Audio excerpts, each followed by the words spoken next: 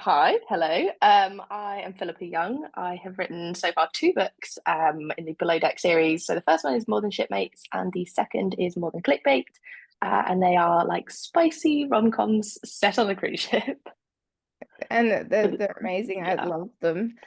What was your inspiration for the Below Deck series?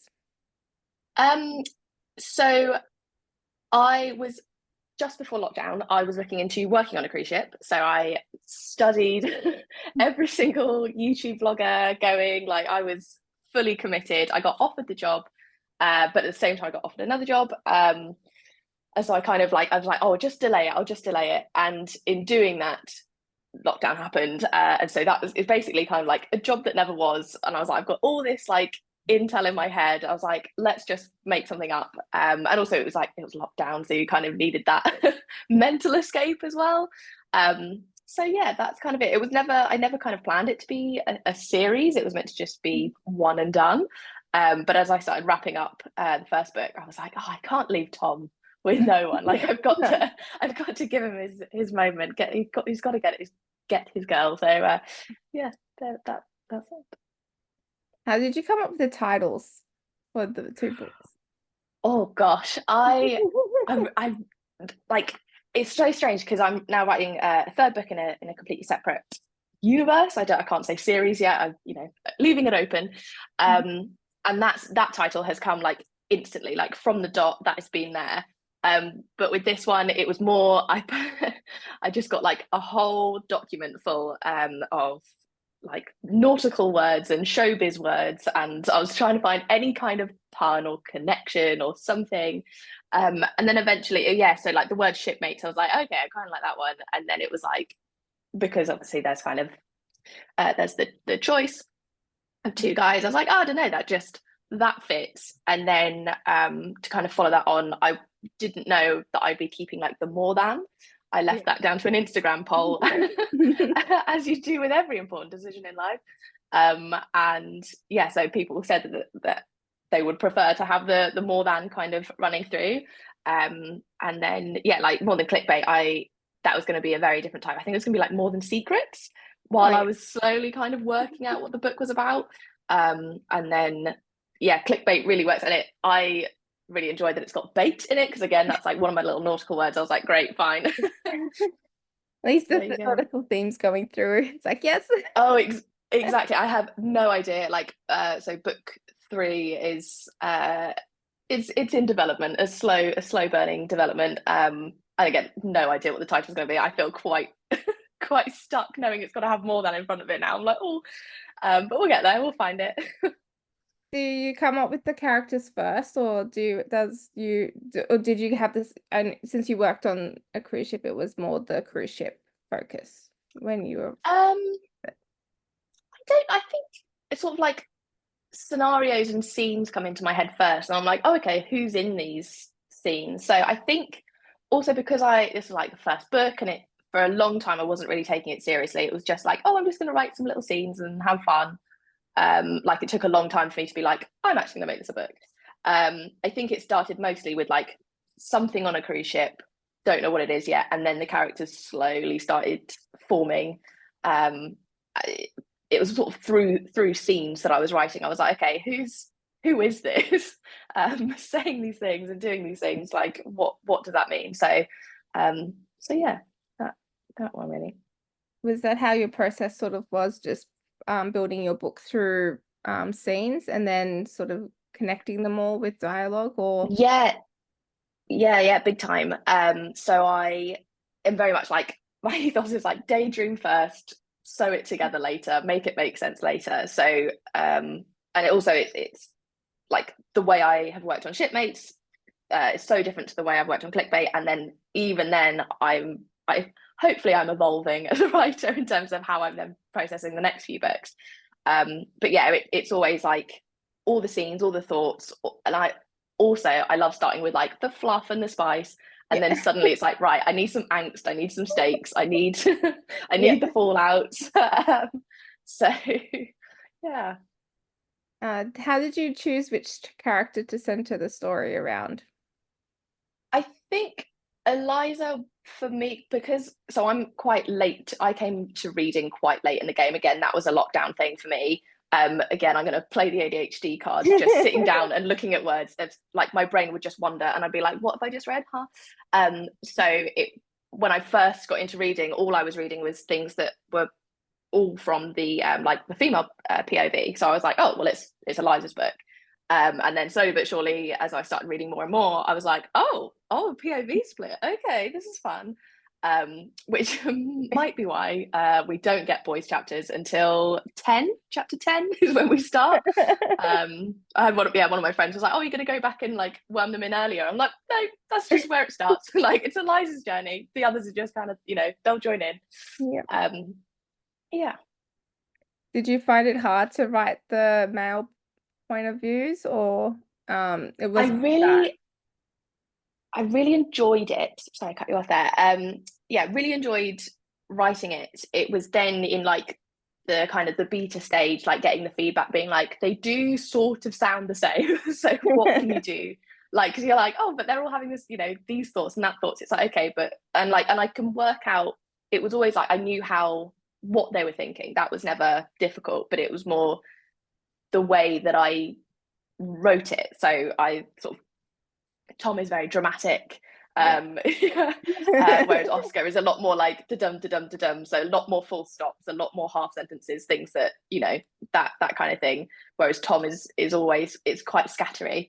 And then Eliza is always either riddled with self-loathing or being sarcastic about something. So yeah, it was sort of distinguishing their own voices. That there was I honestly I rewrote the boys chapters quite a few times to kind of really hone that in.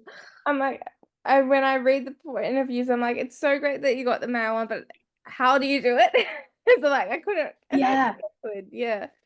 Yeah, no, I've some of my author friends just like I just don't enjoy it. I don't know what I'm doing. Like it's not for me.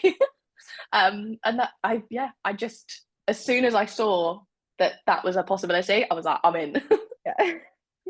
It definitely adds more to the story when you can see their point of view other than just Yeah, the female. Yeah. Did, yeah, it's and yeah, did sorry. you have a favorite moment to write in the books? Or definitely the bus trip, the coach trip with Eliza it's just so stupid. I've had so I'm working with narrators currently to try and get the audiobooks done, which is really exciting. Excuse me.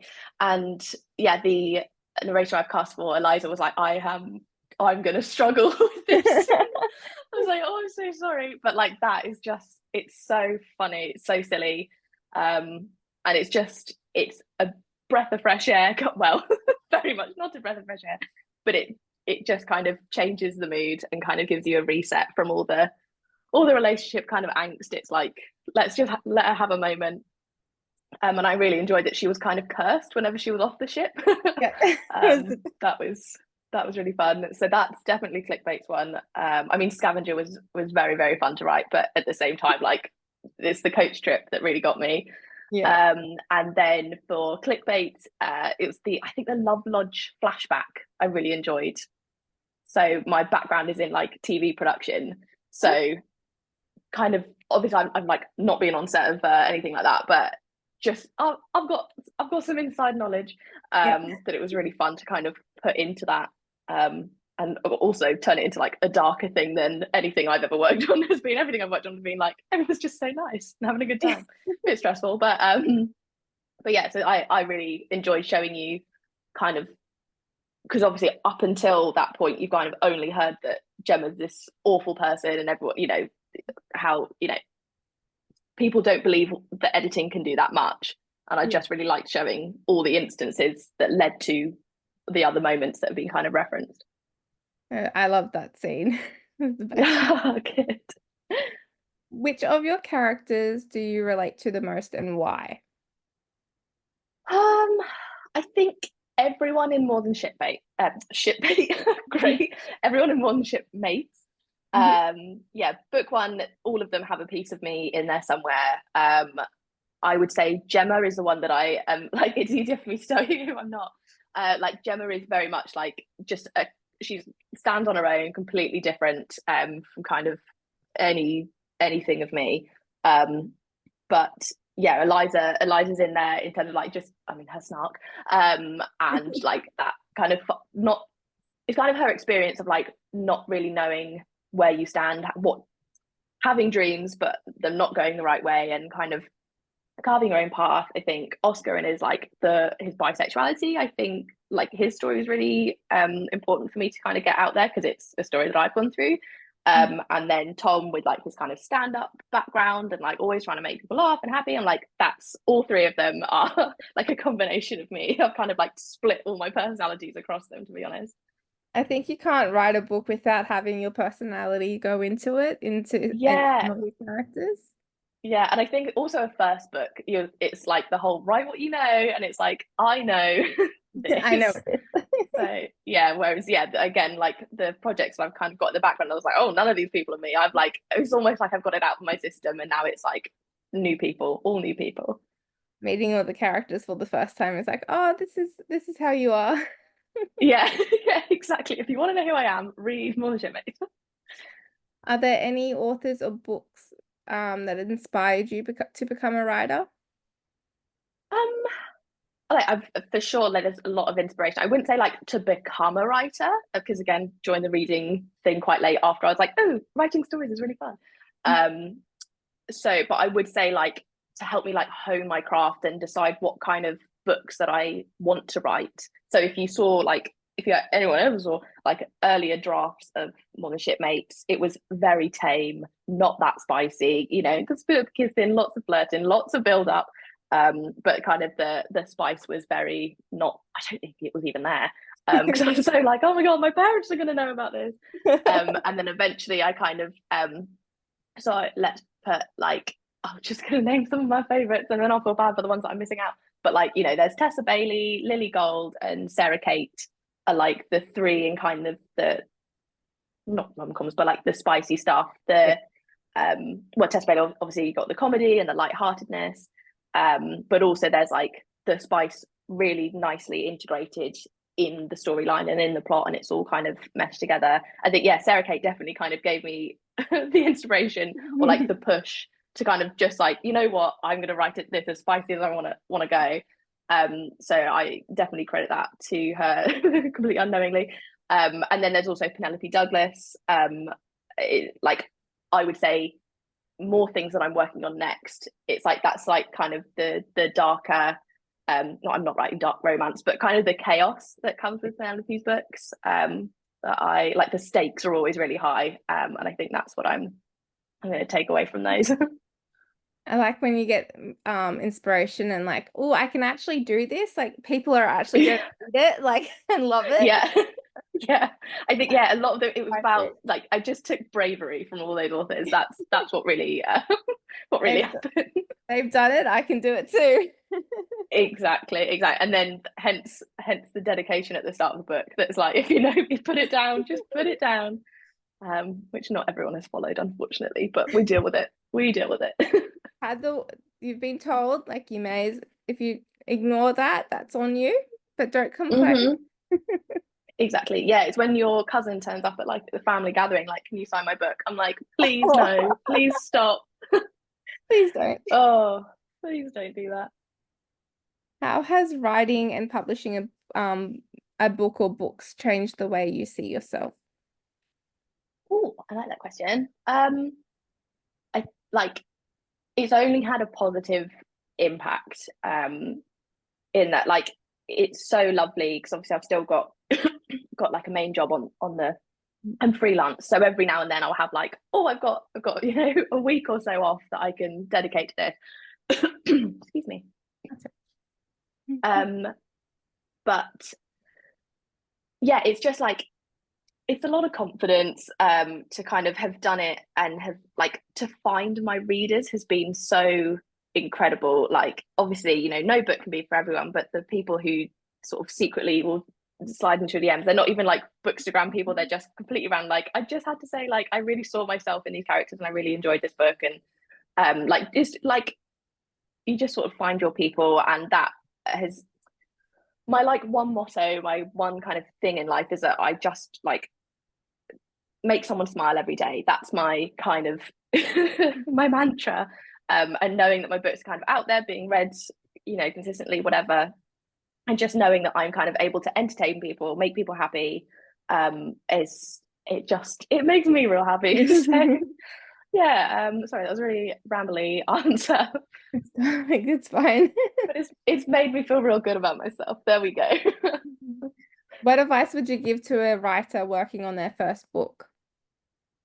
Oh my gosh, so much. So much.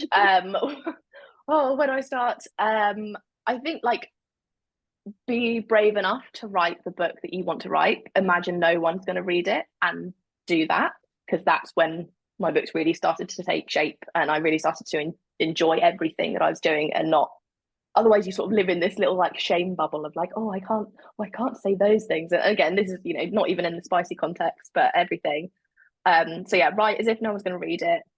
Enjoy it. Like writing a book, publishing a book, it's all hard, but it should feel like hard work, and not that it's just hard. Like Yeah. you should kind of really, you should just enjoy it, because if you're not enjoying it, no one else is, like everyone will know. One piece of advice that I got from my editor, it was after she sent everything back from being copy edited, and I was like, oh my god, what is this, what am I doing, what if everyone's gonna like hate Eliza because she worries a lot. But it was that was who she is, and that's I didn't want to hide that. And yeah, my editor, she said you can rewrite your book until you don't even recognize it as yours anymore, till you're blue in the face, blue in the hand, and still it won't please everyone. So just so long as you know your characters, you believe in your story, like that is literally all that matters, and the right people will find it. And that was a game changer, I think. Because yeah, like people pleasing is such a easy thing to fall into, in any sense of life, but definitely when you're publishing a book, you go, oh well, no one liked this bit, so maybe I won't do that in a future book. But it's like, well, if I want to do it, Yes. then that's what matters.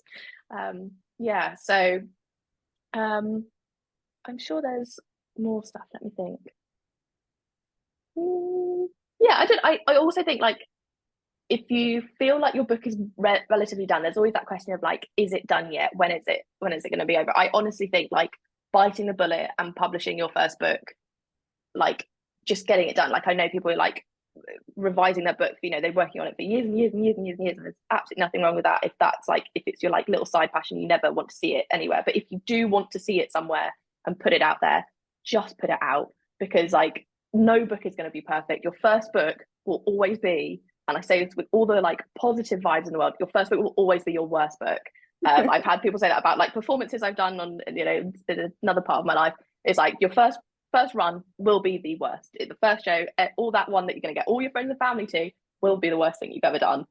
But you like even if it's great and you have a good time and it's wonderful, there is always room for improvement from that first one. So like that's what I say, like just get it out there, get over the big hurdle, because otherwise you'll just kind of suffer under the weight of it. So yeah, there we go. So 3 bits of advice. You're always going to learn from your first doing the first book, Yeah. and everything. And if you wanted to, you could always just publish it, so get feedback, and then re-edit or anything afterwards with a new version. Always an option. But always an option. Always be happy with your first book. Yeah, but I like you gotta back yourself and believe in it and do all the right things to get the feedback there and whatever. Because it is really hard to kind of distinguish what advice and feedback you get, like, and you'll learn that with each book. You'll learn what advice to take from people when they say, oh, I didn't like this bit, or I do. You sort of learn like, okay, no, I like that bit and I think it tracks. This bit I will listen to on, I hear that, I didn't see that before, great. So you'll learn with each book. So start the process. Just get it down. get it down, get it out. How important was professional editing to your book's development and process? Oh my goodness, huge. So I only used my editor for copy editing. I worked on More Than Shipmates for a year and a bit, 2 years, I think. Can't suddenly remember. So I was like, I had rewritten every scene, like I'd gone through it line by line, probably too soon. I edit as I write, which is a terrible way to do it, supposedly, but that's how I go. And so there was so much like stress that I put on it. And as soon as I decided that I was going the self-publishing route, and I was like, oh, okay, well, that means I need to find an editor. And I'd spoken to her, got like the sample edit done, and like just getting that like a tiny clip back from her with like, oh, this is actually how you do this, and this is a grammar for this, and this is the rules for this. It was like, oh my goodness, so like it helped me then with my like final kind of few drafts, tidying things up for her. But it gave me like the pressure was off all of a sudden, because it's like actually there's a backstop, there's someone who knows what I'm trying to say and will help me, potentially rephrase the odd line here and there, but ultimately just catch it and make sure that it flows. And she was an absolute hero with More Than Clickbait.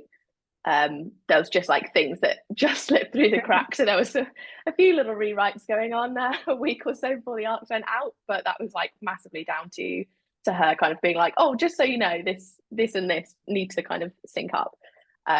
So no, she's my hero.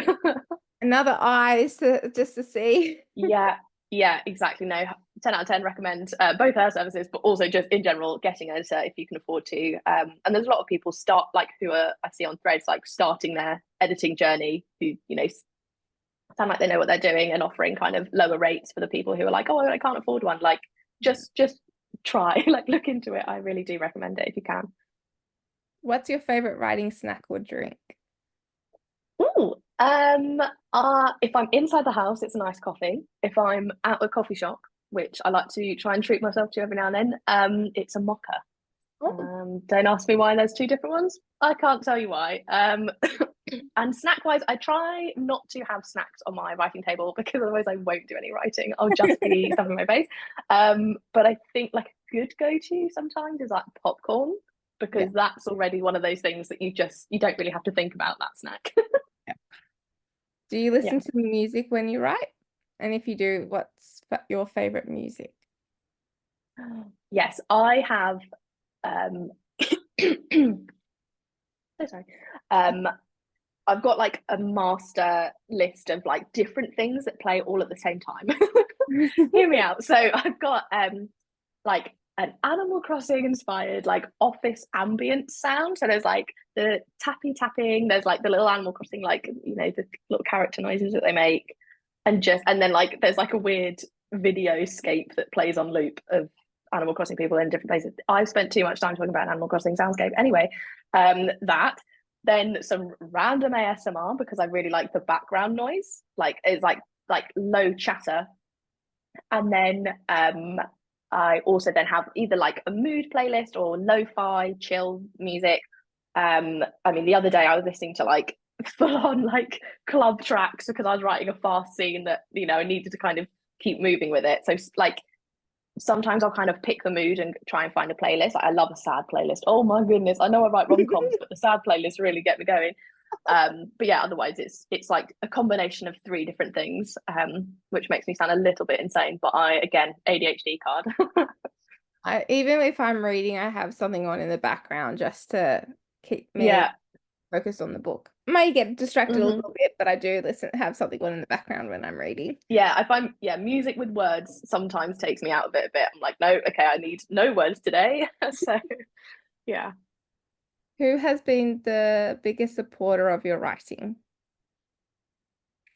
I think definitely readers. Like my readers have again, like as I said, I just boosted my little confidence up with the support that I found online massively. My family are so supportive, but because I kept them at such a distance, I'm like, you can't read it, don't you dare read it, don't tell your friends about it. Obviously there's like that level, but they are very kind of like, my family are very proud, kind of on the wings. My dad every day will be like, how's sales doing, how's it going, how's the next book going, how many words in are you? He tells all of his friends, which again, it's a blessing and a curse. But no, like, yeah, so family kind of on the edge, but mostly I would say sort of every reader that I've found online is or even offline, but yeah, they've been championing it from the start. That's fantastic. And my final question is, if you had to describe yourself in 3 words, what would you choose?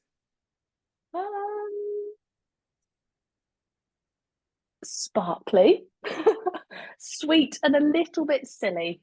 I think those. Let's go with three S's.